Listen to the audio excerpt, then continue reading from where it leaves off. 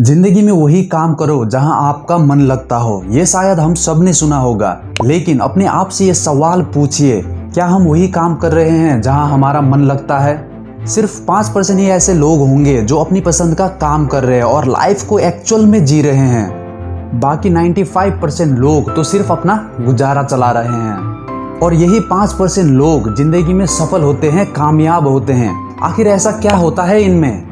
Actually इन्हें पता होता है कि एक काम पे फोकस कैसे रहे और अपना सारा ध्यान एक ही काम पर लगाते हैं, क्योंकि फोकस का मतलब ही follow one course until success है।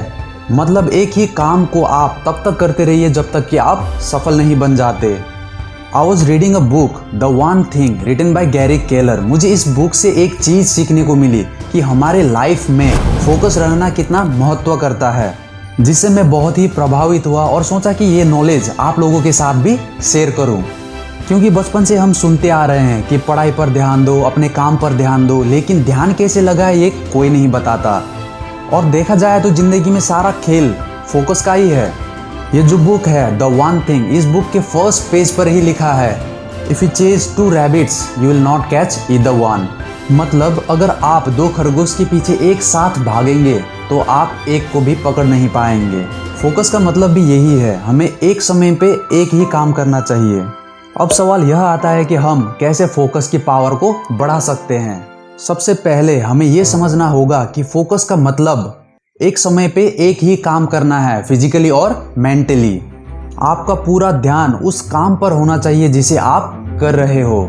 फॉर एग्जाम्पल, अगर मैं एक्सरसाइज कर रहा हूँ तो मेरा ध्यान सिर्फ और सिर्फ मेरे वर्कआउट पर होना चाहिए, ना कि दूसरी चीज़ों पर। क्योंकि ज़्यादातर क्या होता है, लोग जिम जाते हैं वर्कआउट करने के लिए, लेकिन उनका ज़्यादातर ध्यान अपने मोबाइल फ़ोन की तरफ और दूसरी चीज़ों पर जाता है।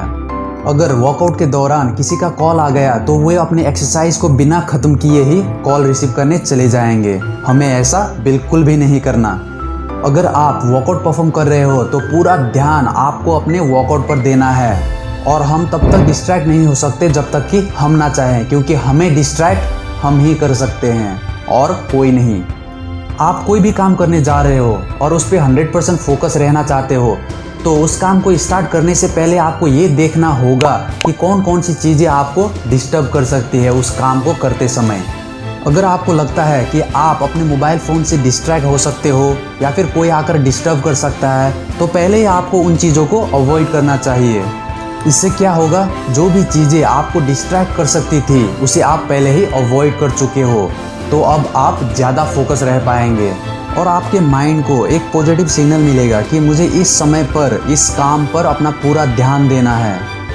कहते हैं ना, अगर लक्ष्य एक साधा हुआ है तो उसे पूरा होने से कोई नहीं रोक सकता।